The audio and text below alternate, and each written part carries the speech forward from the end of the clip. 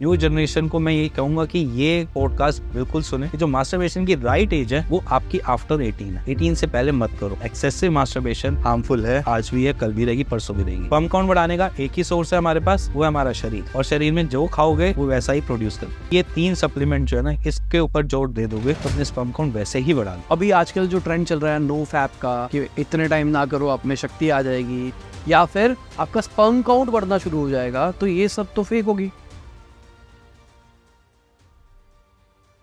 अगर आप बच्चों को प्लान कर रहे हैं तो ये वीडियो आपकी बहुत मदद करेगी। आज जो हमारे साथ में गेस्ट है वो फर्टिलिटी एक्सपर्ट है, वो बहुत सारी चीज़ें आपको बताएंगे कि हमको किन चीज़ों को ध्यान देना चाहिए। हम बहुत सारी ऐसी चीज़ों के बारे में बात करेंगे जो कि इंडियन लाइफस्टाइल के अंदर टैबू मानी जाती है। कई लोगों को घर में वो बात करने में शर्म आती है। तो आज हम बात करेंगे क्यों उसके बारे में बात करना इंपॉर्टेंट है और कैसे अपनी फर्टिलिटी को इम्प्रूव किया जा सकता है। नमस्कार, मेरा नाम डॉक्टर हिमांशु धवन है और मैं श्रेयस का को-फाउंडर हूँ, जो आपको फर्टिलिटी डिस्टर्बेंसेस है ना, उसको क्योर करने के बहुत इजी तरीके आज इसी पॉडकास्ट में साहिल सर के साथ बता दूंगा। तो स्टार्ट करते हैं कि अगर हमको कोई देख रहा है, वो बेबी का प्लान कर रहा है, तो क्या क्या उनको चीज़ें देखनी चाहिए और कैसे प्लानिंग करनी चाहिए। पहले तो एक तो सिंपल सी बात समझना, बेबी प्लान करना एक नॉर्मल सी चीज़ है, जो नॉर्मल हम कंसीव के इश्यूज वगैरह होते हैं। अब रही बात यहाँ पर प्लान करने के कुछ पैटर्न है। जैसे हम मानते हैं कि जैसे हमारे एक कपल के अंदर मेंसेस होकर गए, ठीक है, देन जब वो स्टार्ट हुआ, मतलब मान लीजिए कि आज 28 है, 28 को स्टार्ट हुआ, इसके 11 डे काउंट कर लो, 11 डे काउंट कर लो जब से स्टार्ट हुआ है। और 11 डे के आसपास का जो 11th डे पड़ेगा, जैसे आज 28 है, अब जो 11 डेट पड़ेगा अप्रोक्सीमेटली वो 10 के आसपास पड़ेगा, 10 या अप्रोक्सीमेटली 10 सितंबर या 9 सितंबर के आसपास। तो वो 10 और 9 सितंबर जो है वो एक्चुअल करेक्ट टाइम होता है जहाँ पर कंसीव होने के चांसेस बढ़ जाते हैं। तो ये वाला जो टाइम पीरियड होता है, ये एक तरीके से देखा जाए तो फीमेल्स में भी ओव्यूलेशन टाइम पीरियड अच्छा माना जाता है और भरपूर माना जाता है, जिसमें कंसीव होने के चांसेस सबसे ज़्यादा बढ़ जाते हैं। दूसरा, इसमें मैच्योर स्पर्म जो होते हैं, या जिसे मैं बोलूँ कि मेल बॉडी के अंदर ऐसा तो कुछ होता नहीं है जिसमें मैं बोलूँ कि इस टाइम मैच्योर स्पर्म आते हैं या नेगेटिव स्पर्म होते हैं। ये मेल के लिए हमेशा एवर रेडी है। 3 दिन में हमारे स्पर्म काउंट बढ़ेंगे भी और घटेंगे भी। घटेंगे बढ़ेंगे मैं उसका थोड़ा सा आपको बता भी देता हूँ। हमारी जो मेल बॉडी है वो स्पर्मेटोजेनेसिस का एक प्रोसेस चलाती है, जिसकी वजह से हमें स्पर्मेटोजोआ मिलता है, जिसको हम स्पर्म बोलते हैं। जो स्पर्मेटोजोआ है उसको पूरा डेवलप होने के लिए 90 डेज लगते हैं, क्योंकि वो एक सेल डिवीजन का प्रोसेस है। बट हमारे हर 3 दिन में नए नए वो सेल्स बन जाते हैं, ठीक है। तो हर 3 दिन में हमारे पुराने स्पर्म जो वो डेड हो रहे हैं और हर 3 दिन में हमारे नए भी हो रहे हैं। इसीलिए कभी भी कोई लैब में जाता है सीमन एनालिसिस का टेस्ट कराने, तो उसमें वो स्पेशली कहते हैं कि 3 या 4 दिन के बाद आना। क्यों आना? क्योंकि 3 से 4 दिन के बाद आपके फ्रेश स्पर्म बन जाएंगे और मिल जाएंगे। इसीलिए वो टेस्ट भी 3 से 4 दिन का कहते हैं। इसलिए 3 से 4 दिन में आपके न्यू स्पर्म बनेंगे, और न्यू स्पर्म के लिए न्यू लाइफ है, एक तरीके से मान लीजिए न्यू लाइफ भी हो गई। और अगर आप पहले 11th डे पे पहुंच गए हो और वो जो आपने 3 दिन का गैप पे कर लिया है, तो इट मीन्स कि आपके वहाँ पर फ्रेश न्यू स्पर्म है और वो कंसीव करने के लिए बहुत अच्छे हैं। तो मतलब कि 11 दिन फीमेल का और आपके 3 दिन अलग अलग हो गया। मेल में 3 दिन के बाद आप फिर इंटरकोर्स करो, और फीमेल में आपने 11वें दिन मेंसेस होने के 11th डे पे। तो ये एक राइट टाइम मानता हूँ मैं, जिससे मैं कहता हूँ कि यहाँ पर कंसीव होने के चांसेस आप बढ़ा लेते। ठीक है, तो अभी आजकल जो ट्रेंड चल रहा है नो फैप का, कि इतने टाइम ना करो आप में शक्ति आ जाएगी, या फिर आपका स्पर्म काउंट बढ़ना शुरू हो जाएगा, तो ये सब तो फेक होगी। एक्चुअली फेक है। देखो एक्चुअली क्या होता है कि आप मास्टरबेशन एक नॉर्मल सी प्रॉब्लम भी है, प्रॉब्लम क्या बोलूँगा, नॉर्मल एडिक्शन भी है। मास्टरबेशन मेरे हिसाब से रेगुलर कोई भी दिक्कत नहीं है, कोई भी इशू नहीं है उसके पीछे मैं ये भी बोलता हूँ, क्योंकि देखो आप मास्टरबेशन से क्या क्या रिलीफ लेते हो। पहले तो आप स्ट्रेस रिलीफ लेते हो। दूसरा, अपनी बॉडी में एंटीऑक्सीडेंट वाले जो हॉर्मोन्स है, जैसे मैं बोलूँ कि आप अपनी बॉडी में क्या सबसे अच्छा दोगे, तो सबसे पहले आप एंटीऑक्सीडेंट वाली चीज़ों को, तत्व को बनाओगे, तो वो आपकी बॉडी को बहुत हेल्प करती है, एज इन आपके मेंटल स्टेटस के लिए भी और आपकी बॉडी के लिए भी।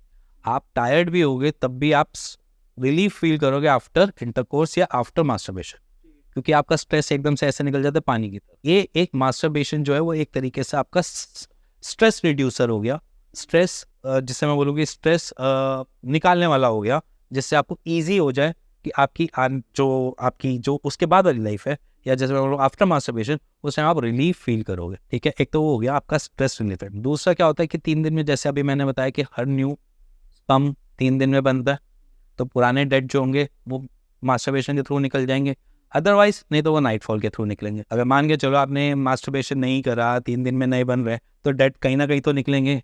वो निकलेंगे तो वेट ड्रीम्स लाएंगे, वेट ड्रीम्स के साथ वो नाइटफॉल की तरह निकल जाएंगे। अभी इसी चीज़ में मैं आपको एक और चीज़ में पूछना चाहूँगा, क्योंकि आज के डेट में न्यू जनरेशन आ रही है। न्यू जनरेशन को मैं ये कहूँगा कि ये पॉडकास्ट बिल्कुल सुने, क्योंकि न्यू जनरेशन के लिए ही है, जो जेंसी आज की डेट में चल रही है। जेंसी तो चलो हमारे लेवल की आई गई है, एडल्टहुड में चली गई होगी। एक अब अल्फा जनरेशन आ रही है। अल्फा जनरेशन को मेरे हिसाब से समझने की ज़रूरत है कि उनको क्या करना चाहिए क्या नहीं। मास्टरबेशन से मैं इसी चीज़ से ही रिलेट करने की कोशिश कर रहा हूँ, क्योंकि क्या है कि अल्फा जो है वो अभी उनकी एज नहीं है, उनकी जनरेशन नहीं है अभी की जो मास्टरबेशन के अंदर एंटर हुए, ठीक है, क्योंकि अर्ली एज है।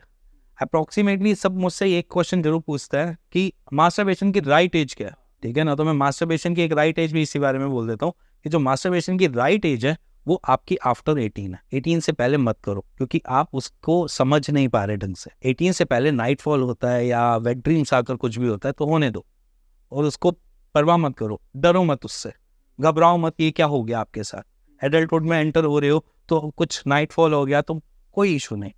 नाइटफॉल हुआ है, आपके अंडी खराब हुए, आप अंडी वॉश कर लो, चीज़ें सॉर्टेड। अदरवाइज उसको पैनिक लोगे, उसके बारे में ज़्यादा जानने की कोशिश करोगे और उससे बचने के लिए आप मास्टरबेशन स्टार्ट करोगे तो वो आपको दिक्कत देगा। तो मास्टरबेशन राइट टाइम 18 से अब। अगर आप अपने घर का वास्तु करना चाहते हैं या न्यूमरोलॉजी से जानना चाहते हैं अपने बारे में, कैसा रहेगा आपका आने वाला साल, कैसा रहेगा आपका करंट ईयर, तो आप हमारी ऐप को डाउनलोड कर सकते हैं, लिंक इन द डिस्क्रिप्शन, ठीक है। अब इसके अंदर क्या क्या चीज़ों को ध्यान देना चाहिए अगर 18 अबव है? 18 से अबव है तो हम ज़्यादातर प्रेफरेंस देते हैं कि 18 से अबव हो गए हो तो आपने वीक में मैक्सिमम कोशिश करो कि आप 2 बार ही मास्टरबेट करो, इससे ज़्यादा मत करो, ठीक है। क्योंकि मास्टरबेशन इट्स लाइक कि हम कोई ना कोई ऑरा बना रहे हैं अपने आसपास, ऐसे तो कोई मास्टरबेट कर नहीं पाता। मास्टरबेशन के लिए कुछ ना कुछ तो हमें माइंड में साइकोलॉजी ऐसी बनानी पड़ती है जिसकी वजह से हमें एरेक्टाइल भी हो और उसकी वजह से हम इजाकुलेट कर पाए। तो जब हम वो ऑरा बनाते हैं तो हमको आने वाले फ्यूचर में कभी इंटरकोर्स का मौका मिलता है तो हमें वो ऑरा नहीं मिल पाता, जिसकी वजह से हम कभी कभार एरेक्टाइल डिसफंक्शन के पेशेंट बन जाते हैं। तो इसलिए masturbation should be in control वे। अगर आप उसकी अति करोगे तो वो आपको दिक्कत देगा। दिक्कत इन दिन कहते हैं कि घुटनों में, पैरों में दर्द आ जाती है। ये इसलिए घुटनों और पैरों का रिलेशन बताते हैं, वो भी आपके बड़े बुजुर्ग ही बताते होंगे या कुछ बताते होंगे। उसके पीछे रीज़न ये है कि आपका कैल्शियम, प्रोटीन, वो तो आप इजैकुलेट कर ही रहे हो ना, और जब आप एक्सेसिव करते हो तो उसको ज़्यादा अच्छे से बनाना पड़ता है। और हमारी बॉडी एक ऐसे स्टेज पे है कि उसके कुछ अलग अलग स्टेज पे अलग अलग काम है। जैसे मास्टरबेशन या समझ लो मास्टरबेशन ही एक इंटरकोर्स या स्पर्मेटोजेनेसिस, मेनली जो हमारे स्पर्म बनाने वाली चीज़ें हैं, उसको 7th स्टेज पे रखा गया आयुर्वेद में कि आज 7वें पायदान पे जाकर वो बनेगी, सबसे लास्ट स्टेज है, ठीक है। अब आप वहीं से उसको एक्सीट आउट बार बार कर रहे हो और आप इतना एज सच इनटेक नहीं कर रहे हो, तो उससे क्या होगा कि आपका कैल्शियम भी लॉस हो रहा है थ्रू मास्टरबेशन, प्रोटीन भी लॉस ले रहे हो, तो उसकी वजह से आपकी बॉडी क्या आ जाती है, प्रॉब्लम आ जाती है। आपका जो प्रोटीन मसल्स में लगना चाहिए, जो आपका कैल्शियम बोन्स में लगना चाहिए, वो आपने वैसे ही अपने स्पर्म के थ्रू बाहर निकाल दिया या अपने न्यूट्रिशंस को वहाँ से बाहर निकाल दिया, और उसको वो काम बार बार करना पड़ रहा है, जल्दी करना पड़ रहा है, तो उसको वो ज़्यादा मेहनत करनी पड़ती है और उसको न्यूट्रिशन बॉडी से ज़्यादा गैदर करना पड़ता है। इस वजह से कहते हैं कि जोड़ों में बाद में दर्द होना स्टार्ट हो जाता है, बट ऐसा सबके साथ नहीं होता।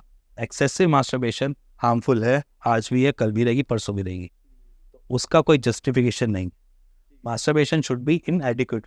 अगर आपको ये वीडियो पसंद आ रही है तो प्लीज वीडियो को लाइक करें, चैनल को करें सब्सक्राइब, और अगर आप चाहें तो हमारे नए चैनल को भी सब्सक्राइब कर सकते हैं, जहां पर हम इन वीडियोस के क्लिप वर्जन डालते हैं, जहां पर आप 5-6 मिनट के अंदर ही बहुत सारी चीजें सीख सकते हैं। चैनल का लिंक डिस्क्रिप्शन में दे दिया है। अब ऐसा नहीं हो सकता जैसे बॉडी को पता है 3 दिन के बाद बनाना है, कोई एक्सेसिव कर रहा है तो बॉडी जल्दी बनाने लग जाए, जिसकी वजह से स्पर्म काउंट बढ़ जाए। ऐसा हो ही नहीं सकता ना। साइकिल ही आपकी 3 दिन की है, अच्छा मान के चलो साइकिल आपकी 3 दिन की है, साइकिल जब न्यू बनाएगी तभी तो दे पाएगी, और आप उसको बनने से पहले ही उसको स्टॉप करके रोक रहे हो। अब ऐसा तो है नहीं कि हम हर बारी मास्टरबेशन करने के बाद सीमन एनालिसिस का टेस्ट कराते हैं, ऐसा तो होता नहीं है। वो तब भी वाइट फॉर्म में निकलेगा और तब भी वो वाइट फॉर्म में निकलेगा, उसका टेक्सचर तो कभी बदलता ही नहीं है, क्योंकि आपका प्रोस्टेट ग्लैंड सीमन बना रहा है, ठीक है, बट टेस्टिस आपके स्पर्म बना रहे हैं, दोनों जाकर मिक्स होते हैं, देन वो आपके बाहर आता है। तो बेसिकली दोनों की फंक्शनिंग अलग अलग है। अगर टेस्टिस ने अपना काम बंद भी कर दिया तब भी प्रोस्टेट ग्लैंड तो सीमन बना ही रहा है, वो तब भी इजैकुलेट करेगा। ओके, ठीक है ना। तो टेस्टिस अपना काम कर रहे हैं, प्रोस्टेट अपना काम कर रहे हैं, दोनों जाएंगे कहीं मिलेंगे, मिलाप होगा, वो किसी एक कोड से या किसी एक नली से वो बाहर निकलेंगे, ठीक है। ये बेसिक प्रोसेस होता है। तो अगर बाई चांस मेरा मान के चलो किसी पेशेंट का स्पर्म नील भी है, तब भी उसको इजैकुलेट तो होगा। ओके, ठीक है। मेरे को लगता था कि ऐसा नहीं। इजैकुलेट तो होगा। इजैकुलेट होने के बाद आपका वो जो कंटेंट निकलेगा, जो वहाँ से निकलेगा या जो भी फ्लूइड निकलेगा वहाँ से, वो सिर्फ और सिर्फ सीमेन का होगा, वहाँ पे स्पर्म नहीं। तो स्पर्म क्वालिटी या सीमन क्वालिटी विदाउट टेस्ट भी चेक की जा सकती है? नहीं, ऐसा कोई पैरामीटर नहीं है। बीच में बहुत सारे ऐसे आते हैं, वो रील्स वगैरह में भी देख रहा होगा कि पानी में डाल दो नीचे चला जाए तो सही है, ऊपर तैरता है तो खराब है। ऐसा कुछ नहीं होता। एक ही एनालिटिक्स पे बिलीव करो जो लैब वाले दे दे आपको, कि वो क्या एनालिसिस करे। सीमन के अंदर स्पर्म का होना ना होना सिर्फ और सिर्फ माइक्रोस्कोपिक ही देख सकते हो। अगर ऐसे देख सकते हो तो बात ये लगती थिकनेस, क्वांटिटी कुछ रोल प्ले नहीं करता? है। देखो, थिकनेस और की बात करूं तो मैं थिकनेस वेरी करती है। अब कुछ कहते हैं कि लिक्विड फॉर्म में हो जाए तो वो स्पर्म डेड हो जाते हैं या होते ही नहीं उसमें। मेरे हिसाब से ऐसा भी नहीं है, क्योंकि कितनी हमारे पास सीमन एनालिसिस की रिपोर्ट्स आती है। अब उसमें किसी का लिक्विडेशन टाइम पीरियड आधे घंटे का होता है, किसी का 45 मिनट का होता है, किसी का 10 मिनट 20 मिनट भी होता है। अब लिक्विडेशन टाइम पीरियड जो होता है वो बेसिकली कितनी देर में वो लिक्विड बन रहा है। अब क्या होता है कि अब ऐसा तो है कि 20 मिनट वाले में स्पर्म काउंट मेरे को कम मिल रहे हो, बहुत कम मिल रहे हो, या आधे घंटे में मेरे को बहुत ज़्यादा मिल रहे हो। ऐसा तो देखा नहीं मैंने कभी, क्योंकि लिक्विडेशन टाइम पीरियड मैटर नहीं करता, या फिर लिक्विड उसका मैटर नहीं करता। सिर्फ और सिर्फ एक सीमन एनालिसिस का टेस्ट ही है जो हमें क्लियर कर देता है कि पतले सीमन में भी है वो स्पर्म काउंट, ये गाढ़े उसमें भी है स्पर्म काउंट। वो सारी चीज़ें एक ही जगह, विस्कोसिटी या फिर उसका पतलापन, सारी चीज़ें एक ही जगह क्लियर कर दी, वो है टेस्ट। क्योंकि जैसे अभी मैंने बता रहा था कि पेशेंट के 45 मिनट में भी आ रहे हैं, 30 मिनट में भी आ रहे हैं, या फिर वो मैं बोलूँ 1 घंटे वाले में भी आ रहे हैं, तो उससे कभी मैंने देखा नहीं, कभी मैंने ऐसी चीज़ नोट नहीं करी कि जिसका ज़्यादा लिक्विडिफाई है या जिसका 20 मिनट में हो रहा है तो वो नील स्पर्म काउंट का पेशेंट है, या फिर उनके स्पर्म काउंट बहुत ज़्यादा नील हो रहे हैं। ठीक है। और क्वांटिटी? क्वांटिटी बेसिकली 1.5 ml से ऊपर होनी चाहिए। ये तो एटलीस्ट एक तो डिजिट है, 1.5 ml से ऊपर होनी चाहिए। 1.5 ml से जितनी ज़्यादा ऊपर हो जाए उतनी बढ़िया, ठीक है। किसी पेशेंट के 4 ml भी निकलता है, 5 ml भी निकलता है, किसी का 3 ml भी निकलता है। वो बेसिकली आपकी बॉडी के ऊपर है। और उसमें स्पर्म काउंट बढ़ जाएगा बेसिकली? ऐसा नहीं होता कि स्पर्म काउंट, वैसे कहते हैं कि स्पर्म काउंट को बढ़ाने के लिए दोनों चीज़ें सोर्सेज लग रही है, ठीक है। अब मान के चलो अगर आप 3 ml में निकाल रहे हो तो जरूरी नहीं कि उसमें स्पर्म काउंट मिले। अब जैसे ऑब्स्ट्रक्शन के केस होते हैं एज़ोस्पर्मिया में, जहाँ पर स्पर्म बन तो रहा है बट बाहर नहीं निकल रहा है। अब प्रोस्टेट ग्लैंड तो अपना अच्छे से काम कर रहा है, उसने तो इजैकुलेट करके दिखा दिया, बट स्पर्म बाहर नहीं आ रहे। स्पर्म बाहर क्यों नहीं आ रहे? क्योंकि उसकी जो नली है जिससे उसने आना है, या स्पर्मेटिकोड है, कहीं ना कहीं इन्फ्लेम्ड है, या कहीं ना कुछ सिस्ट बन गई है उस जगह पे, उस रीजन पे, तो जिसकी वजह से वो बाहर ही नहीं निकल पा रहे। दूसरा होता है हाइपोगोनाडिज्म, जिसमें मैं बोल देता हूँ कि आपका ब्रेन जो है वो सिग्नल ही नहीं दे रहा स्पर्म बनाने का, ठीक है। वो कहता है कि भैया क्या ज़रूरत है, कुछ है ही नहीं। तो वो बॉडी में आपके हार्मोन थोड़े से हिला फिला देता है, वो FSH LH लेवल बढ़ा देगा, तो उससे कॉम्प्लिकेशंस आ जाती हैं। और एक थर्ड होता है कि जहाँ पर टेस्टिस तैयार ही नहीं हुए, या फिर वहाँ पर स्पर्मेटोजेनेसिस की साइकिल बनी ही नहीं, तैयार ही नहीं, मैचुरेशन हुआ ही नहीं उसका स्पर्म का, तो वहाँ पर मैचुरेशन अरेस्ट के केसेस, और जहाँ पर टेस्टिस नहीं है वहाँ तो पॉसिबिलिटी नहीं है। थर्ड फोर्थ जो होता है वो जेनेटिक डिसऑर्डर होता है, मिलता है बट इतना ज़्यादा नहीं, कॉमनली नहीं मिलता, क्लाइनफिल्टर सिंड्रोम, जहाँ पर हमारे क्रोमोसोम्स या हमारे जो DNA वो भारी पड़ जाते हैं हमारे शरीर पे। जैसे हम हैं XY के, मेल बॉडी XY की बनी हुई है, अगर मेरे पास डबल XY लग जाएगा तो मेरी बॉडी स्ट्रक्चरली थोड़ी सी डिफरेंट हो जाएगी, तो वहाँ पर मेरे टेस्टिस काम करने कम कर देते हैं। तो ये कॉम्प्लिकेशन आ जाता है, ये जो मेजर कॉम्प्लिकेशन है नील स्पर्म काउंट के वो ये है। अब लो स्पर्म काउंट में अलग अलग चीज़ें आती है। यहाँ पे मैं एक क्वेश्चन पूछना चाहूँगा पहले आपसे कि क्या, जो मैंने सुना है, जैसे माँ ड्यूरिंग द प्रेगनेंसी जो खाती है वो बच्चे को लगता है और बच्चे को कुछ होता है, ऐसी मैंने एक और थ्योरी सुनी है कि इंटरकोर्स से 3-4 दिन पहले बाप जो खाता है वो भी बच्चे को लगता है। अब इसका वो मेरे को आपका लॉजिक समझ में आ गया कि 3 दिन में स्पर्म्स बन रहे हैं, उससे लॉजिक जुड़ा होगा, बट ऐसा हो रहा है? देखो, खाना हमेशा डाइट मैटर करेगी, चाहे कैसा भी शरीर हो। जो मैं खा रहा हूँ वैसा ही मैं अपनी बॉडी में एसिमुलेट करवा रहा हूँ, वही जिससे मैं बोलूँ कि वही मैं रिफ्लेक्ट करूँगा। जैसे कि मान के चलो अगर मैं रोज़ डेली बेसिस पे मैदा और ये सारी चीज़ें खा रहा हूँ तो मेरी बॉडी कॉन्स्टिपेटेड फील करेगी, या फिर मेरे को पेट के इश्यूज़ होंगे, गट इश्यूज़ ज़्यादा होंगे, लीवर मेरा बोलेगा जल्दी। तो ये सारी चीज़ें कॉम्प्लिकेशन जब भी आएंगी मेरी बॉडी में तो मेरा स्पर्म बनना कम होएगा। और रही बात, मैंने यहाँ पर अच्छा खाया, मैंने सीड्स खाए, मैंने आलमंड्स खाए, मैंने अखरोट वखरोट सारी बढ़िया न्यूट्रिशन वाली चीज़ें ली, जिंक वाली चीज़ें नहीं, अंडा खा लिया मैंने जैसे नॉर्मल, तो मेरे को जो न्यूट्रिशन मिलेंगे वो मेरे को वैसे ही मिलेंगे। तो ये खाने का इफेक्ट एक मेल बॉडी पे पड़ता ही पड़ता है। अब जैसे मान के चलो, अब मैं स्पर्म के लिए भी कुछ चीज़ें की रिक्वायरमेंट है, जैसे जिंक की रिक्वायरमेंट बहुत होती है। अगर हम एलोपैथी या हम किसी भी डॉक्टर का प्रिस्क्रिप्शन भी देखते हैं तो उसमें कुछ चीज़ें कॉमन होती हैं, जैसे जिंक देंगे, प्रोटीन के डेरिवेटिव देंगे, या फिर उसके साथ साथ वो फॉलिक एसिड भी चला लेते हैं, या एक मल्टीविटामिन की एक टैबलेट भी चला देते हैं, और या कोई सेलेनियम का कोई मेरे को मिल जाए सप्लीमेंट तो वो चला देंगे और कहेंगे कि अच्छा खाओ जिससे आपके स्पर्म काउंट बढ़े बेसिकली। तो ये जिंक जो है वो एक हेल्पिंग एजेंट की तरह काम करता है हमारे स्पर्म बनाने के लिए। अगर मैं जिंक इनटेक कर रहा हूँ तो ऑलरेडी मेरे को फूड में मिल जाता है, चाहे वो एग से मिले, ठीक है, चाहे वो मेरे को किसी भी अलग सोर्स से मिले, चाहे फिश से मिले, चाहे मेरे को केल वेल या स्पिनच से मिल जाता है मेरे को। बट अगर मैं वो इनटेक ही नहीं करता, वो ऐसी कोई चीज़ ही नहीं खा रहा जिंक वाली चीज़ें, तो वो सपोर्ट कैसे करेगा या वो मेरा एजेंट काम कैसे करेगा। अब मैं इधर दूसरे डायरेक्शन में चले जाऊँ, जैसे सेलेनियम है, सेलेनियम में एग से मिल जाता है, तो अगर जब एग खाते हो तो आपको सेलेनियम मिल रहा है, तो आप उसको न्यूट्रिशन अपनी बॉडी में ही तो लगाओगे, और जब वो बॉडी में लगेगा तो वो फिर आपको सपोर्ट करेगा आपके स्पर्मेटोजेनेसिस को स्पर्म बनाने के लिए। अब इसी के साथ एक और चीज़ जो सबसे मेजर होती है, प्रोटीन। हमारे शुक्राणु जो हैं या जो हमारे स्पर्म है वो बने ही प्रोटीन से हुए, प्रोटीन का ही उनका जो है सिस्टम है, प्रोटीन का ही बना हुआ है पूरा। अगर मेरे पास प्रोटीन की कमी होगी तो वो ढंग से बनेंगे कैसे। इसीलिए अगर मेरी डाइट अच्छी है, फुल ऑफ न्यूट्रिशन से भरी हुई है, फुल ऑफ ओमेगा 3 एसिड, सब कुछ भर कर है उसमें, तो मेरे को कभी कॉम्प्लिकेशन नहीं आएगी। अगर आपके व्यूअर देख रहे होंगे तो मैं यहाँ पर फिर बोलूँगा कि ये 3 सप्लीमेंट जो है ना, इसके ऊपर जोर दे दोगे तो अपने स्पर्म काउंट वैसे ही बढ़ा लोगे। अगर आपको नहीं समझ आ रहा कहाँ से गानी कहाँ से नहीं गाना, तो इसके सप्लीमेंटेशन भी अवेलेबल है, वो भी ले लेंगे, उससे भी सॉर्टेड हो जाएगा। जिंक, सेलेनियम, और साथ में इसके प्रोटीन को कोई भी डेरिवेटिव ले लें या प्रोटीन की कोई डाइट ले लें।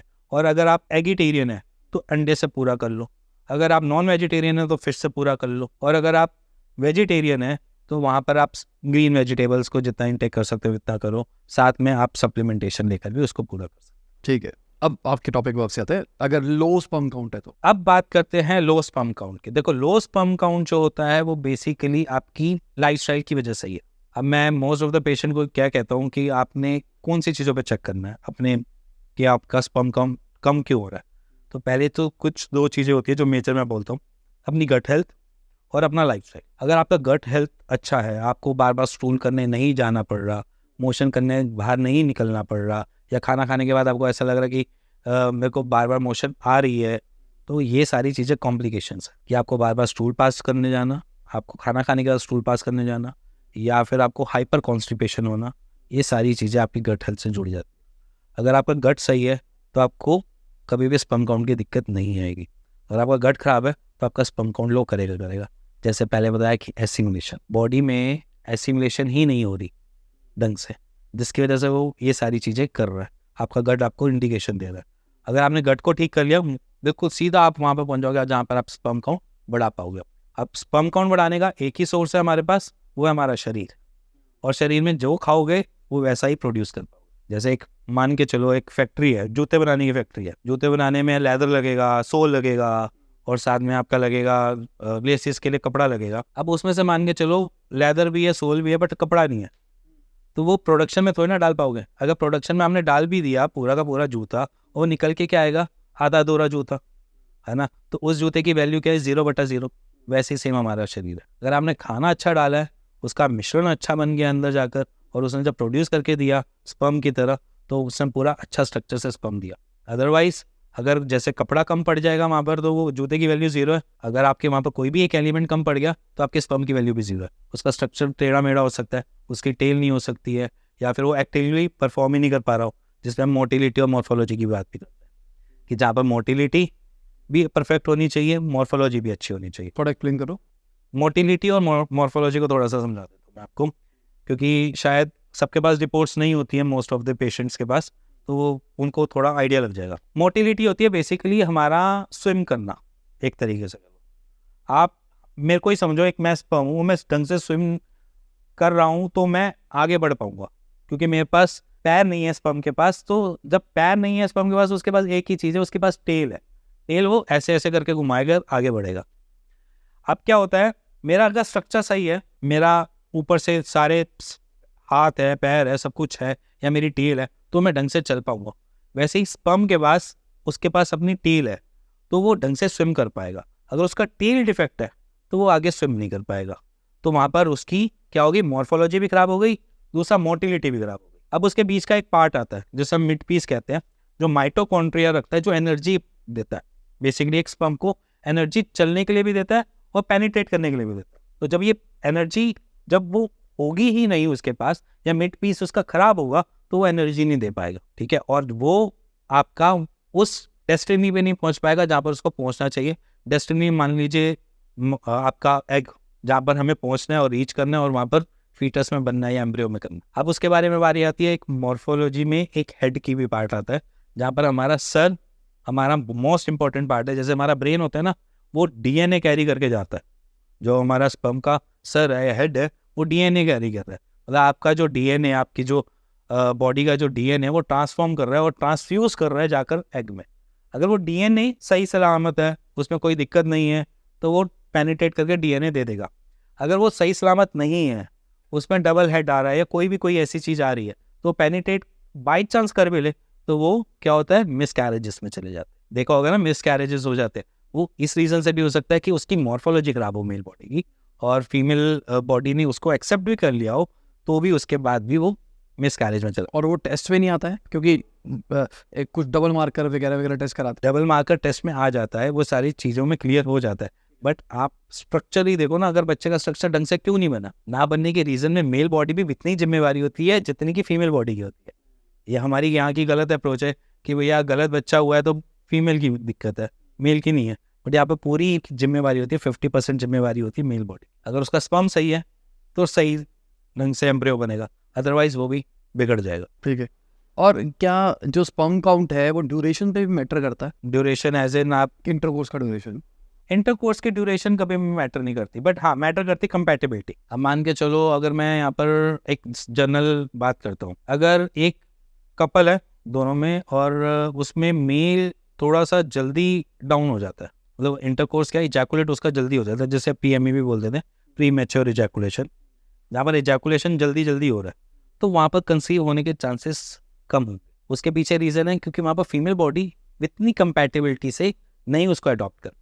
अभी भी कहते हैं ना कि हम तो इतने समय से लगे हुए हैं और हो नहीं रहा, तो वहाँ पर कभी कभार ये इशू भी आते हैं जहाँ पर हमारे पास रिपोर्ट भी सही है, हमारे पास फीमेल बॉडी भी सही है, मेल बॉडी भी सही है, बट वो एक कॉन्टैक्ट ढंग से नहीं बन पा रहा। जहाँ पर कॉन्टैक्ट ढंग से बन जाएगा, जहाँ पर लगेगा एक मेल बॉडी और फीमेल बॉडी का जो बॉन्ड है वो एक नेक्स्ट लेवल पे है, जहाँ पर दोनों एक लेवल पे जाकर सेटिस्फाई हो रहे हैं एज एन इंटरकोर्स में, तो वो एक लेवल अचीव करना नेसेसिटी होता है कंसीव के पार्ट में।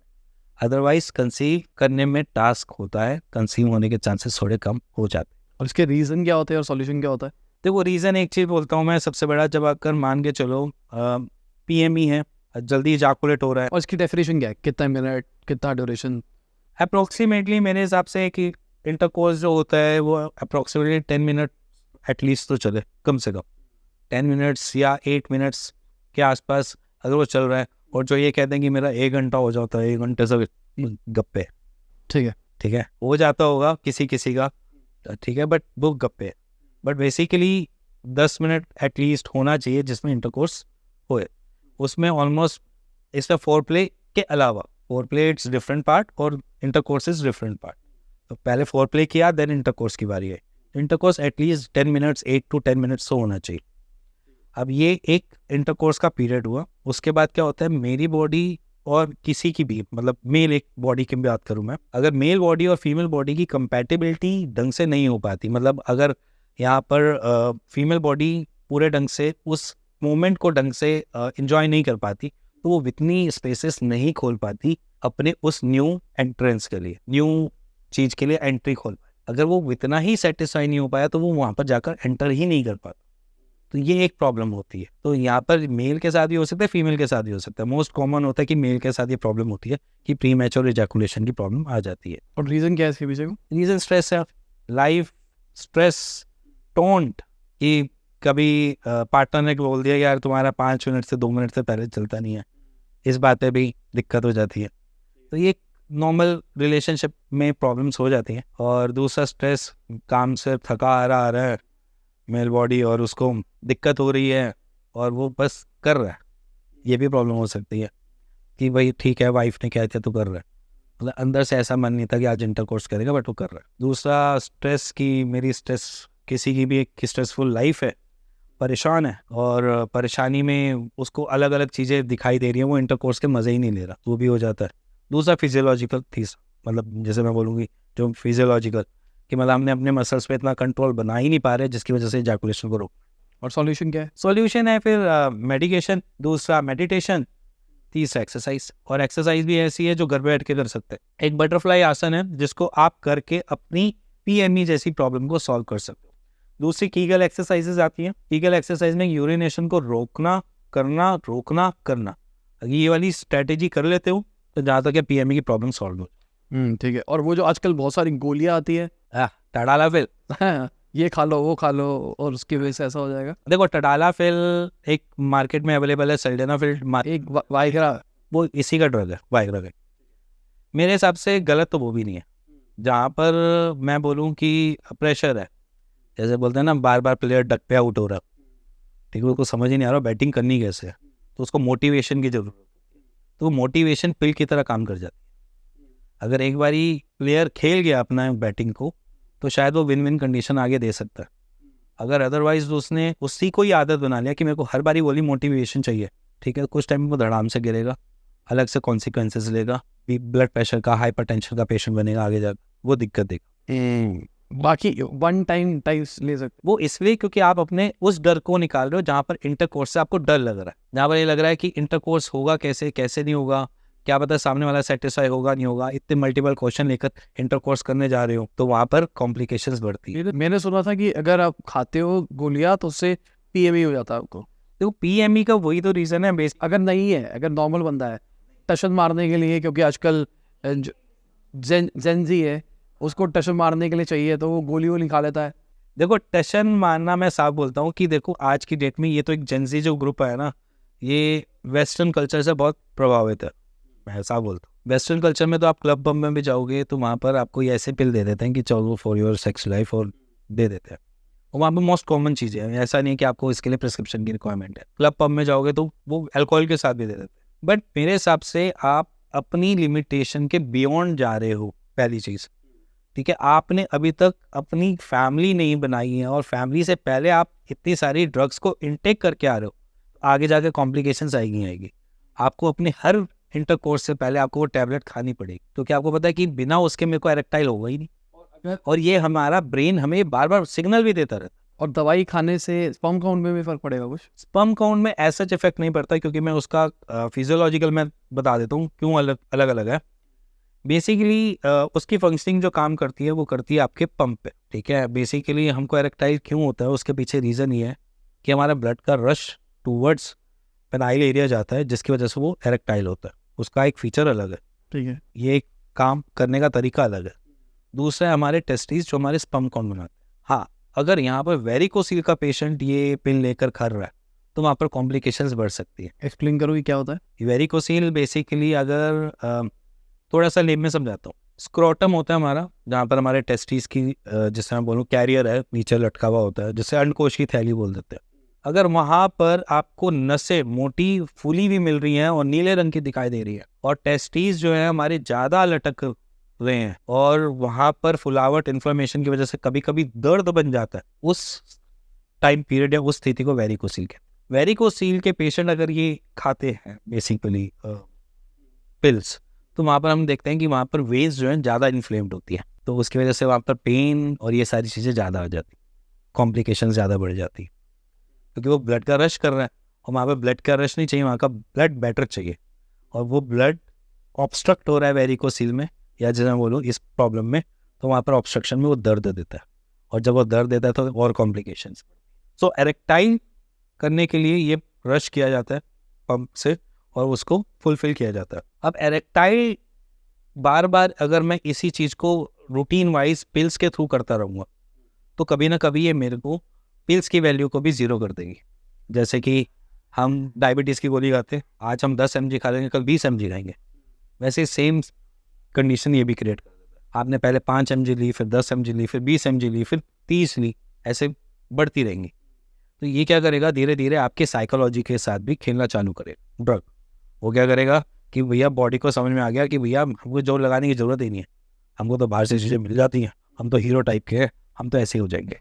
ये बॉडी समझ जाती है, और जब बॉडी ये समझ गई तो बॉडी उसको बार बार वैसे प्ले करना पड़ता है, या वो करवाती है, बिना उसके आपको इरेक्टाइल ही नहीं फील हो रहा। अब यहाँ पर क्या होता है कि जब मैं लंबे टाइम तक ये लेता रहा, उसके बाद कभी एक पॉइंट आता है जहाँ पर हमारा वो भी दाव फेल हो जाता है, जहाँ पर हम दवाइयाँ खा रहे हैं या दवाइयाँ पिल्स को ले रहे हैं कोई सी भी, उसका ये काम करना थोड़ा कर देता है कभी कभी।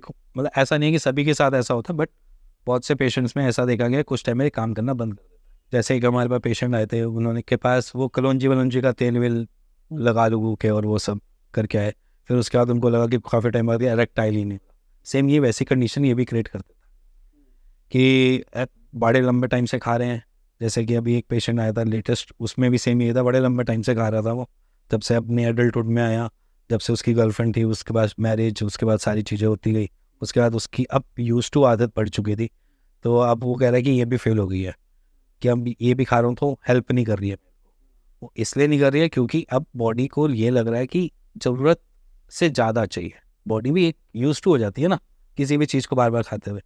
अब मान के चलो अगर आप रोज़ आलू खाओगे, शरीर खुद ही कहेगा ना भाई आलू क्यों, बस कर भाई, नहीं खाना मेरे को। सेम ऐसी चीज़ है।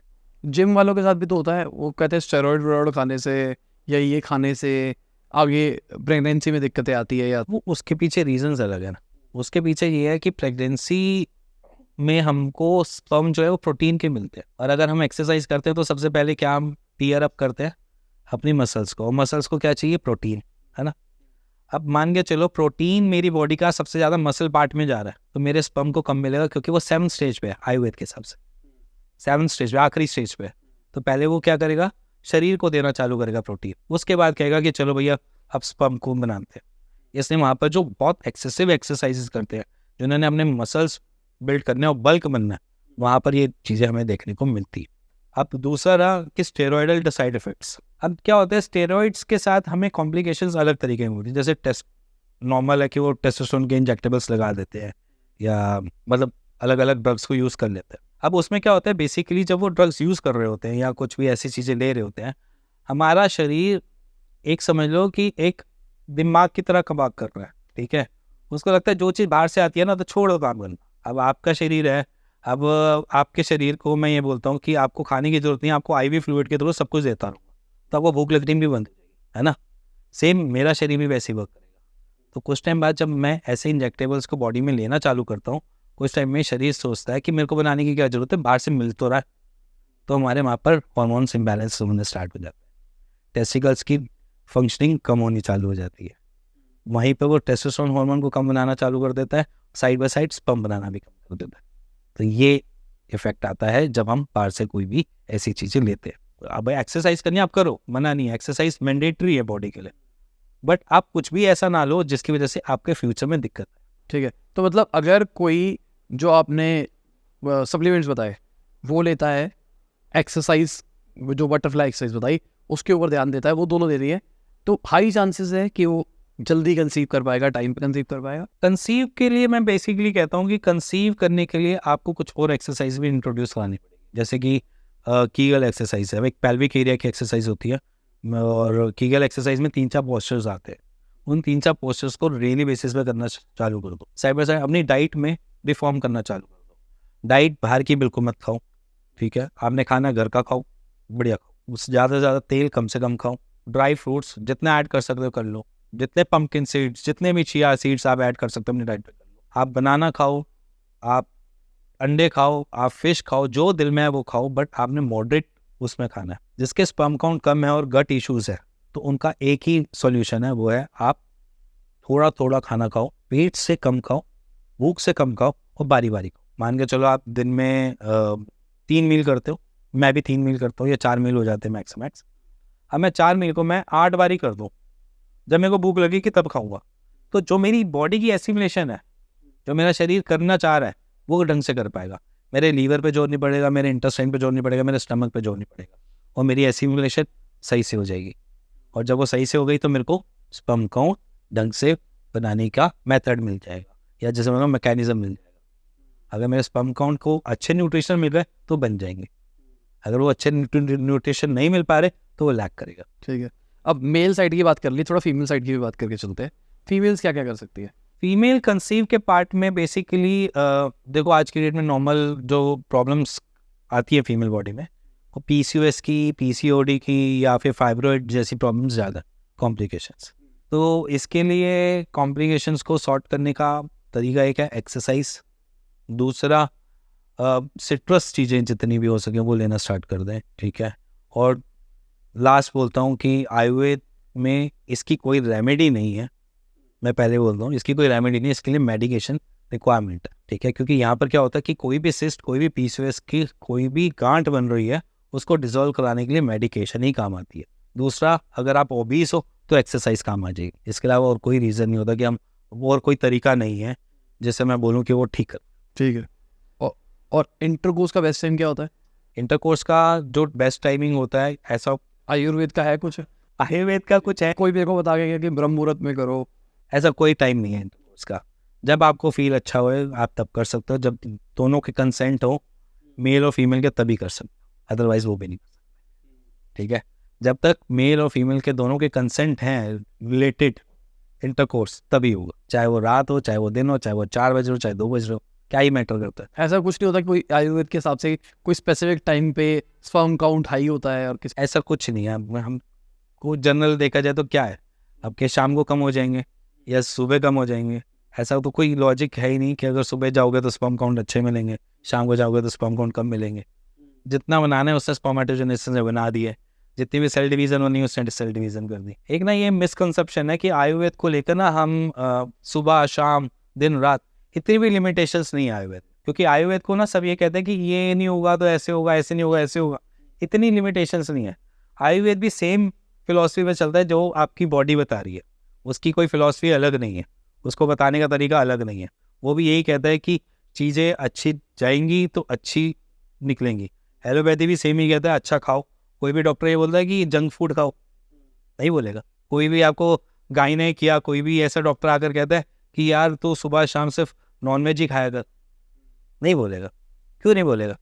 उसको पता है कि नॉनवेज ज़्यादा खाने से भी दिक्कत है, ज़्यादा वेज खाने से भी दिक्कत है। वो कहता है कि सारी न्यूट्रिशंस होने चाहिए आपके फूड में, चाहे वो नॉनवेज से आ रहे हो, चाहे वो वेज से आ रहे हो। अब आयुर्वेद वाले कहते हैं कि वेज फूड ज़्यादा खाना चाहिए। मैं कह रहा हूँ कि अब मेरी डाइट्रिया, मैं कोस्टल एरिया में पैदा होता, मान के चलो, मेरी बचपन से मेरे फैमिली में फिशरमैन होते मेरे घर वाले, या गोवा साइड में पैदा हो रहा, मेरे घर वाले फिशरमैन होते, मेरे को फ़िश खाने को मिल रही होती, तो मेरी तो डाइट्री फ़िश की बन गई ना, तो उसमें मैं गलत ही नहीं कहता। अब जो हमारे पुराने से पुराने ज़माने चले जाओ, जो हम एक ऐसे एरा में थे जहाँ पर शिकार करके खाना पड़ रहा होता था, तब भी तो नॉनवेज खाया जाता था। तो आयुर्वेद में भी ऐसा नहीं है कि लिमिटेशंस है, हाँ वो रोकता है जहाँ पर ऑटोइम्यून डिसऑर्डर्स है वहाँ पर रोकेगा, जहाँ पर आपका गट हेल्थ ही नहीं कर रहा उसको डाइजेस्ट करने में, तब रोकेगा। नॉनवेज को ज़्यादा खाओगे तो बीमार पड़ोगे, वो रोकने की क्षमता है। वो इसलिए रोक रहा है क्योंकि आपकी दिक्कत जो है वो आपके उसी खाने से, रूट कॉज जो है वो आपके उसी खाने से। अगर मैंने रूट कॉज को निकाल दिया तो आपका जो खाना पीना है, या जैसे मैं बोलूँ कि जो आपके खाने को रिफॉर्म कर दिया, आप तो आधे बीमारी फ्री तो वैसे ही हो गए। ये बेसिक कंसेप्ट है कि आपकी जड़ जो है, पहले उसके ऊपर हमने काम कर लिया कि हो क्यों रहा है, ऐसे बार बार क्यों हो रहा है, स्पर्म काउंट बढ़ते हैं फिर कम क्यों हो जाते हैं, क्यों हो रहा है, रीज़न क्या है।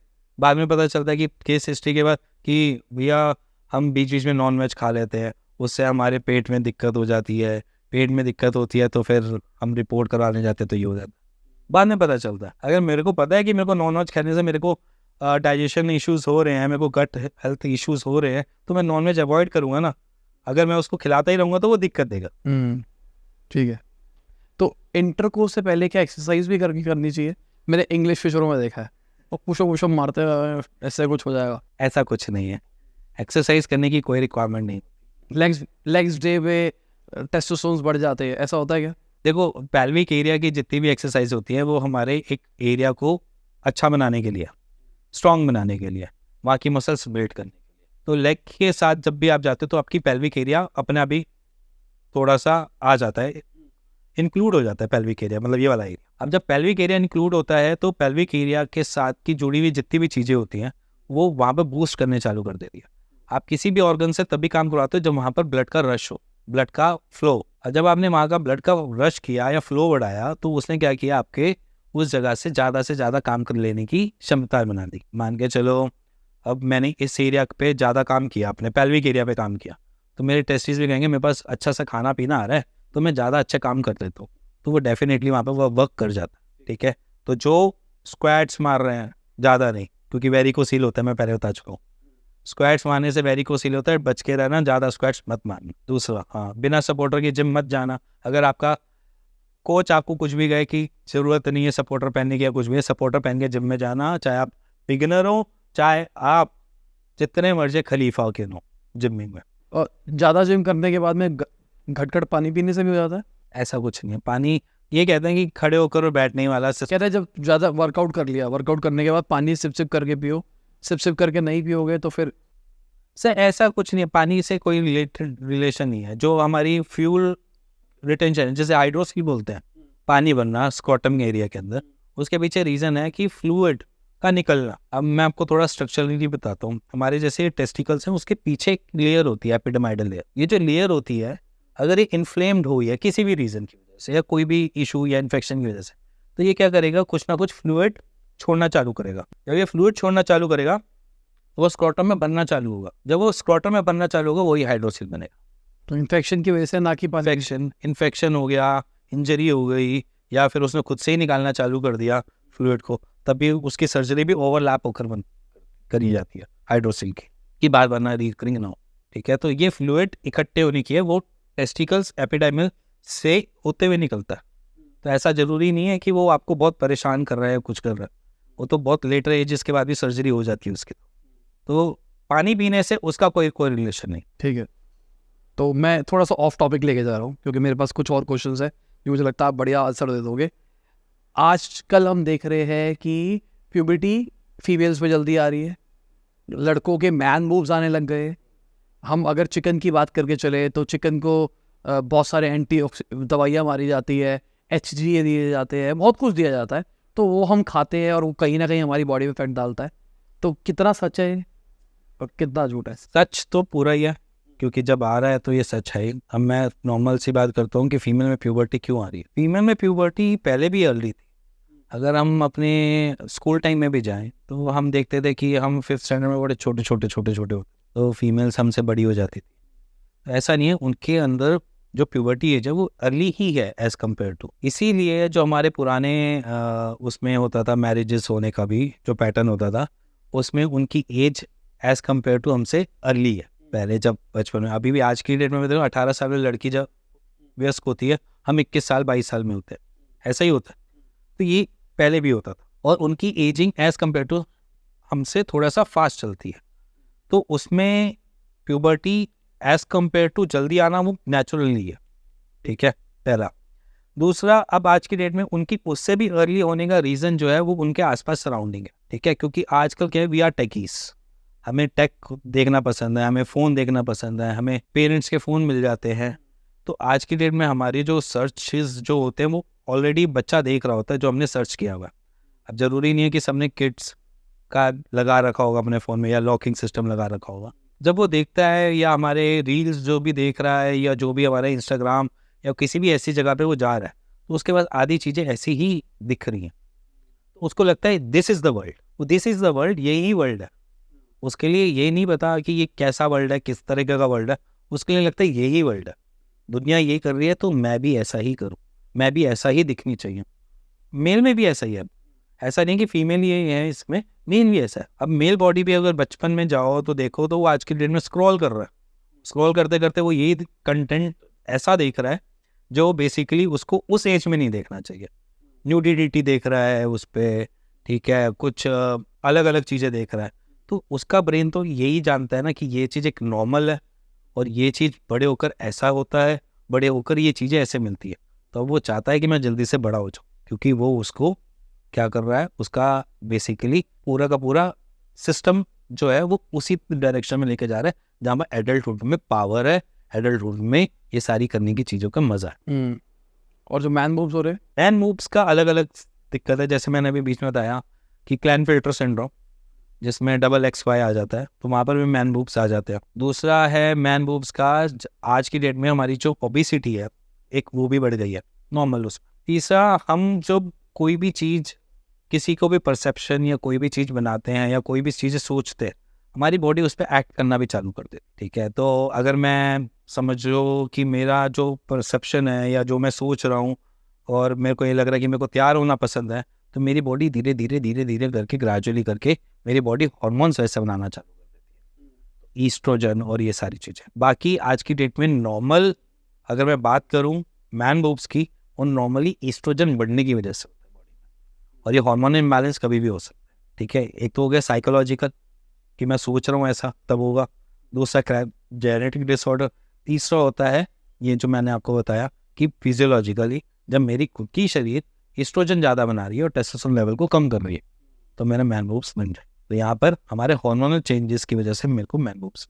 तो जब हम रोड पे जाते हैं तो पोस्टर लगे होते हैं कि ऐसे शक्ति के लिए ये कर लो, ऐसा करने के लिए ऐसा कर लो, तो मेजरली उसमें अश्वगंधा और कुछ आयुर्वेद हर्ब्स बेचे जाते हैं। तो आज उनको एक्सपोज कर दो कि क्या क्या चीज़ें होती है। नहीं देखो, एक्सपोज नहीं है, बेसिकली अश्वगंधा भी काम करती है, हमारे पास गोक्षुरा भी काम करता है, हमारे पास शिलाजीत भी काम करती है, हमारे पास जैसे मैं बोलूँ कि जितनी भी ये हर्ब्स के नाम लिए हैं सारी की सारी काम करती है। बट एक्चुअली क्या होता है कि क्या आप राइट अश्वगंधा ले रहे हो, पहला क्वेश्चन। क्या आप राइट शिलाजीत ले रहे हो, सेकंड क्वेश्चन। कि आप सप्लीमेंटेशन के रूप में आप कुछ भी ले रहे हो पोस्ट में, मैं ये नहीं कहता कि बड़े ब्रांड्स का ही लो या आप छोटे ब्रांड्स का ना लो, ऐसा नहीं कह रहा मैं, बट एक्चुअली में जो आपको राइट गाइडेंस की रिक्वायरमेंट वहाँ पर पड़ेगी ही पड़ेगी, क्योंकि आपको पता नहीं कि शिलाजीत मेरे पे काम करेगी या अश्वगंधा। ये कैसे पता लगेगा? सर देखो, बेसिकली बात बताता हूँ, देखो स्पर्म काउंट को बढ़ाने के लिए ये हर्ब्स काम करती हैं, बट उससे पहले मैं केस हिस्ट्री की हमेशा बात करता हूँ कि आपके डॉक्टर को पता होना चाहिए कि आपका पेट कैसा है, गट कैसा है। अगर मान के चलो मैं अश्वगंधा भी खा रहा हूँ या मैं शिलाजीत भी खा रहा हूँ, मेरी बॉडी में लग नहीं रहा, मैं गट से ही बाहर निकाल देता हूँ उसको स्टूल के थ्रू, तो मेरी बॉडी पे लगा गया। तो मेरी पहली प्रॉब्लम जो थी वो मेरा गट है, फिर उसके बाद मेरा कोई अलग सोर्स है कि मैं कहाँ से न्यूट्रिशन लूँगा, ये एक फैक्टर है। क्योंकि मोस्ट ऑफ द पेशेंट कहता है कि मैंने इतने लंबे टाइम से मैं ये कर रहा था, बनाना शेक पी रहा था, मैंने इतने टाइम से अखरोट खा रहा हूँ, मैं इतने टाइम से बादाम खा रहा हूँ, मैं इतने टाइम से ऐसा कर रहा हूँ, इतने टाइम से मैंने ये आयुर्वेद दवाइयाँ खाई हैं। काम उनके गट के करने के बाद ही, जैसे मैं बोलूँ कि उनको आराम भी उनके गट के बाद मिला। क्या होता है कि उन्होंने दवाइयाँ खाई, पर उन्होंने ये नहीं देखा कि मेरे साथ हो क्या रहा है। वो खाए जा रहे हैं और डे बाय डे चिड़चिड़े होए जा रहे हैं, डे बाय डे चीज़ें और अलग कॉम्प्लेक्स होती जा रही है। वो एक नॉर्मल सी चीज़ है कि उनको कॉम्प्लेक्सिटी वहाँ से मिल रही है, क्योंकि उनका गट सपोर्ट नहीं कर रहा। इसमें मोस्ट ऑफ द पेशेंट्स, अगर मैं बात करूँ तो IBS के बहुत से पेशेंट होते हैं, इरिटेबल बाउल सिंड्रोम के पेशेंट हो गए, इसके साथ साथ कोलाइटिस के पेशेंट बहुत सारे हो गए, या नॉर्मल कॉन्स्टिपेशन के भी पेशेंट्स हो गए। तो इनको ये है कि इनको प्रॉब्लम तो है, बट इसके ऊपर वो ध्यान ही नहीं दे रहे। वही सोच रहे हैं चलो भाई चल रही है, गाड़ी चल रही है, दवाइयाँ ले रहा हूँ ठीक हो जाऊँगा। दवाइयाँ लेने का मतलब ये नहीं कि ठीक हो जाओगे, दवाइयाँ लगनी भी तो चाहिए ना शरीर में, दवाइयाँ लगेगी नहीं तो कैसे आप ठीक होगे। अभी रिसेंटली मुझे किसी ने शिलाजीत दी, तो उन्होंने मेरे को कहा कि इसको रात को ले लो और रात को एनर्जी फील होगी बॉडी के अंदर। मतलब उन्होंने मेरे को सेक्सुअल प्रॉब्लम के लिए नहीं दी, उन्होंने मेरे को कहा कि इससे आपको अच्छा फील होगा, आपका स्टेमिना इंप्रूव रहेगा, आप पूरे दिन भर हेल्दी रहोगे वो। पर जब मैंने लिया तो मेरे दाने होने शुरू हो गए माथे पे, मुझे अजीब होना शुरू हो गया। 2 दिन खाया, मैंने छोड़ दिया, मैंने कहा भाई मेरे लिए नहीं है। मैं एक्चुअली बोलता हूँ, देखो मैं बताऊँ, हम 2-3 चीज़ों से समझते हैं।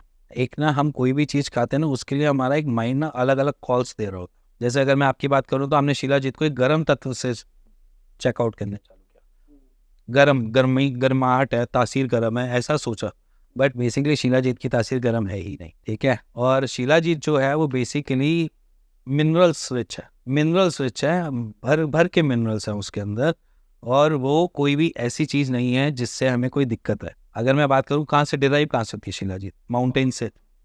माउंटेन का जो एक तरीके से तत्व है, या जैसे बोलो उसका पसीना ही है, उसका पसीना निकलता है, वो डिराइव होता है और वो शिलाजीत में कन्वर्ट होता है। अब ये जो है वो सारे के सारे मिनरल्स निकाल रहे हैं, और जब हम मिनरल्स इनटेक कर रहे हैं तो हम वहाँ पर कहते हैं कि वो कोई भी ऐसी चीज़ नहीं दे रहा जिसकी वजह से हमें दिक्कत बढ़े। हम ना एक नॉर्मल सी चीज़ समझते हैं कि सेक्स को वो शिलाजीत से जोड़ देते हैं मोस्ट ऑफ द, वो शिलाजीत से, बट शिलाजीत ऐसी नहीं है जो आपको सेक्स में बहुत ज़्यादा हेल्प करती है। वो आपको मिनरल्स रिच बनाती है बॉडी को। और मिनरल्स रिच जितने भी आपकी बॉडी है या कोई भी विटामिन रिच है तो वो परफेक्टली काम करेगी ना खुद से। जब मेरे को न्यूट्रिशन मिनरल्स पूरे मिल रहे हैं परफेक्टली काम करेगी।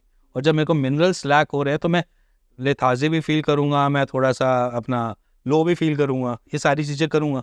जब मेरे को एनर्जी मिनरल से मिल रही है वो तो वैसे भी हमारे पानी और खाने में आई नहीं। आज के डेट में आर ओ वाटर हम पीते हैं, आर का पानी पीते हैं, आर में पहले ही से छन के पानी आ रहा है। अभी अभी बॉटलर वो ये बिस्लरी ने चालू किया कि अब मिनरल्स एडिट करने, अब उसमें आरओ में भी एल्कलाइज आने लगा है, पहले नहीं आता था। जब ये आर वाली जब दुनिया आई स्टार्ट हुई ना तो हमने अपने सारे मिनरल्स को पहले ही वैसे लैक किया कि हमने पानी का जो मिनरल्स होते थे वो पहले ही लैक किया। पहले तालाबों में या फिर नदियों के पानी में ये मिनरल्स हमें वैसे ही मिल जाते थे। तो मुझे क्यों हुआ? क्या मेरे में पहले मिनरल्स थे और वो एडिशनल मिनरल्स आ गए तो बॉडी अलग रिएक्ट कर गई? यहाँ पर मैं बताता हूँ, देखो दानों का रीज़न कुछ और भी हो सकता है, ज़रूरी नहीं है कि परफेक्टली वही हो।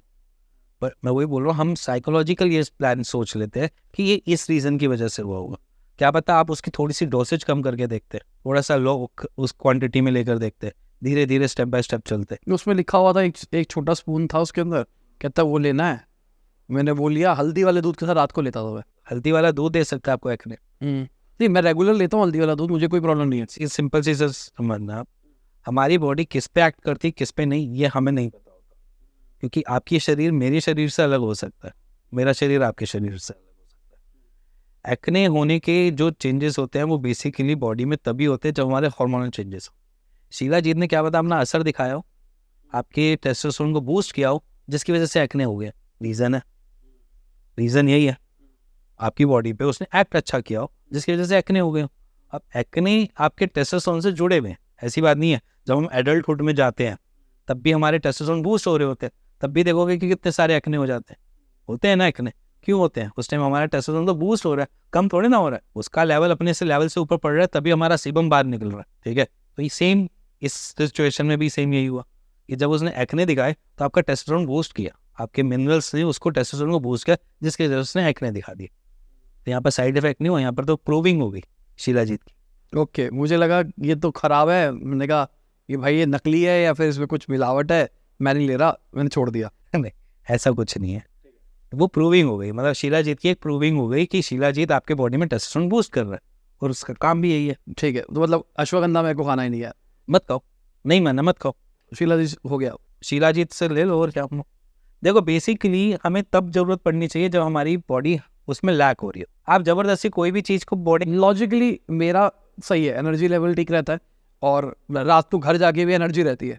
ऐसा कभी ये नहीं, बहुत रेयर होता होगा कि मैं कहता हूँ यार थक गया यार, ऐसा होता ही नहीं मेरे साथ। तो मैंने उसके ऊपर मेरी वाइफ का ऐसा कह रहा था कि पहले ही तुम्हारे पास सब कुछ सही था, तुमने उल्टी सीधी चीज़ें शुरू कर दी, इसलिए तुम्हारी बॉडी ऐसे रिएक्ट कर रही है, छोड़ो उसको। देखो सिंपल सी बात समझना, जब तक शरीर में कुछ नहीं तो दवाइयाँ शिलाजीत सबसे दूर रहो, मेरा फंडा यही है। जब तक शरीर में कुछ आपको दिक्कत नहीं मिल रही तो डॉक्टर से भी दूर रहो। जरूरत तब पड़े जब आप में कोई कॉम्प्लिकेशंस आ रही हो, कोई दिक्कत आ रही हो, तभी तो गाइडेंस लोगे। अदरवाइज आप कुछ भी अपने से लेते हो वो कॉम्प्लिकेशंस क्रिएट करता है। हम कहते हैं हम हर्बल ही खा रहे हैं, भैया हर्बल भी तो कुछ ना कुछ तो दे ही रहे ना आपको। हम सिंपली कहते हैं कि हम हर्बल खा रहे हैं, हर्बल भी तो चीज़ ऐसी है कि क्या पता आपकी बॉडी को रिक्वायरमेंट ना हो तब भी ले रहे हो। तभी आज की डेट में आयुष डिपार्टमेंट ने अलग से मेडिसिन लेवल में आयुर्वेद को अलग रखा है, होम्योपैथ को अलग रखा है। अगर उनके हिसाब से दोनों ही कोई ऑर्गेनाइजेशन नहीं होती तो वो भी ऐसे ही धक्का पेल चला रहे होते तो कोई भी बेच लेता। मेडिसिन को मेडिसिन की कैटेगरी में इसलिए तो रखा गया क्योंकि मेडिसिन है, वो साइड इफेक्ट्स नहीं होते, माना नहीं होते साइड इफेक्ट्स, ना होम्योपैथी के साइड इफेक्ट्स हैं ना आयुर्वेद के।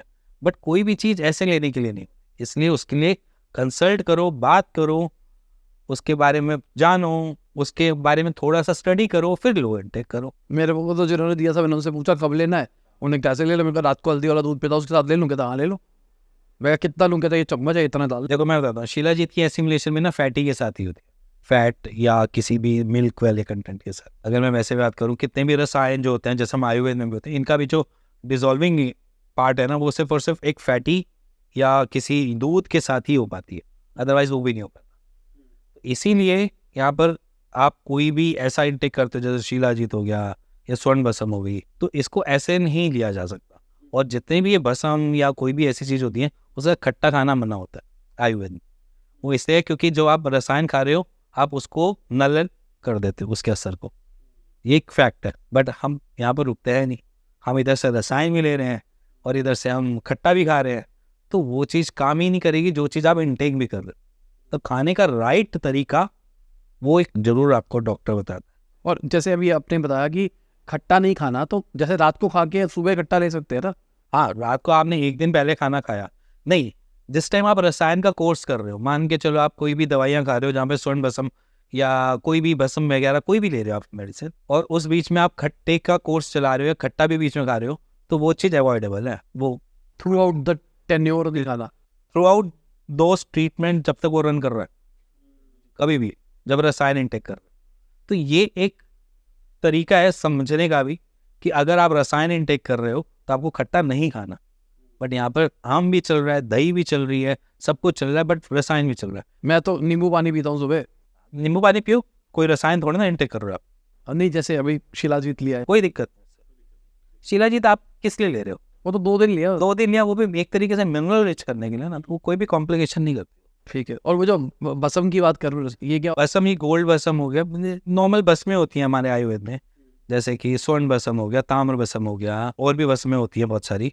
तो ये जितनी भी होती हैं ये बेसिकली मेडिसिन में ऐड की जाती हैं फॉर स्पर्म काउंट, कि हम स्पर्म काउंट को बढ़ा सकते हैं इससे, जो आयुर्वेद में सपोर्टिव होती है, जैसे कि अश्वगंधा, शिलाजीत ये भी है, इसके साथ ये भी होती है, तो ये सपोर्टिव है। अगर मैं ये मेडिसिन किसी को दे रहा हूँ, या स्वर्ण भस्म की कोई मेडिसिन दे रहा हूँ, तो उसके साथ खट्टा अवॉइडेबल। तो सबसे पहले थैंक यू, बहुत मज़ा आया। बहुत नया टॉपिक था और हमने इसको बहुत ही सहजता से कवर किया है। बहुत ही टैबू सब्जेक्ट है जिसके बारे में शायद पेरेंट्स को बात करनी चाहिए, पर पेरेंट भी बात नहीं करते, बच्चों को भी नहीं, घर पे डिस्कशन नहीं होता, खासकर इंडिया के अंदर। तो थैंक यू। Thank you. तो इसी के साथ आज की वीडियो खत्म होती है। उम्मीद करता हूं आपको मजा होगा। लाइक कर देना, शेयर कर देना, कमेंट बताना वीडियो कैसी लगी। बाय, गुड नाइट, शबा खैर, खुदा हाफिज़, गुड मॉर्निंग, और जब भी वीडियो देख रहे हैं, जय हिंद, वंदे मातरम, दुआ में याद रखना।